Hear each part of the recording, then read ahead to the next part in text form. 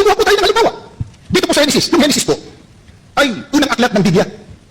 Babasahin ko po sa Genesis yung 3:1. Ito po, ang ahas na ay lalong tuso kaysa alinman sa mga hayop sa parang na nilikha ng Panginoong Diyos. At sinabi niya sa babae, tunay bang sinabi ng Diyos, huwag kayong kakain sa alimang punong kahoy sa halamanan? May binabanggit po ditong ahas. Ito po, ang diablo, na saan yung ahas? Tinukso, yung mag-asawa, si Adan at si Eva. Ang banggit po, ahas. Gusto mong malaman, sino yung ahas? Pagka sinunod natin po, Ginoong Alfred, nagtanong, yung tanong po niyo na, dapat tulad ng ibang tagapagturo, dire-diretso basa, sunod-sunod, tuloy-tuloy.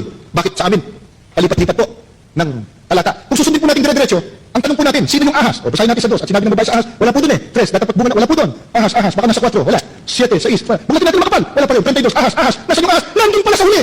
Pagka sinunod po natin dire-diretso, sa linggo na tayo dito, hindi pa tayo tapos. Ang tanong natin, sino yung ahas? Alam po niyo kung nasaan yung sagot? Yung huling aklat, sa Apokalipsis po. Apokalipsis, pakinggan po niyo, sa 12, ang talata ay 9, sino ba itong ahas na to?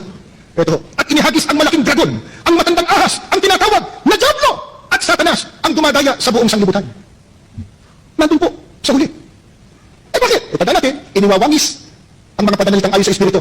Batay din sa mga salitang ayon sa Espiritu. Kaya daw putol-putol ang pagbabasa ng Biblia dahil yung tanong sa Genesis, makikita sa Revelation. Ang galing! Ang galing! Tama nga naman, gaya din ng sabi ko, maaaring ang sagot sa isang talata ay nasa ibang talata. The New Testament is the Old Testament revealed.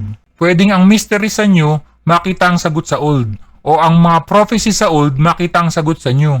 Pwede yan, as long as in context.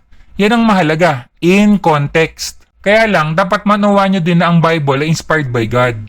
Yung pagkakakompile niyan, may inspiration din from God. Hindi yan kinumpile in a way para magpatalon-talon tayo sa pagbabasa. Hindi pwedeng mula sa Genesis, tatalong ka na agad sa Revelation dahil kating-kati ka ng malaman kung sino yung ahas. Kapag ba nanood kayo ng pelikula, tapos may mystery sa simula, atat-atat ba kayong malaman yung sagot to the point na babaktawan nyo na yung buong pelikula para lang makita nyo sa huli na tatay pala ng bida yung driver.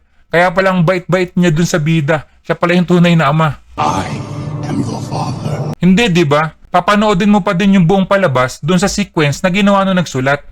Exciting yung reveal, oo. Pero kaya nilagay sa dulo yun kasi dun palang dapat malaman. Kailangan panoodin natin yung tamang pagkakasunod-sunod ng eksena para pagdating sa dulo, may sense lahat. Saan ka ba naman nakakita? Intro pa lang. Tapos gusto, diretso ending na agad. Mabibwisit ka lang dun sa pinapanood mo. Tapos pati yung nagsulat ng kwento, mabibwisit sa'yo. Ang Bible, ang nagsulat niyan Diyos. Tingin nyo ang intensyon niya, wag nating basahin in the correct order. Lagi kong naririnig na sinasabi niyo yan, bakit daw binabasa na parang libro? Seryoso ba talaga kayo dun sa tanong na yan? Huwag naman kayo masyado magpakabulag.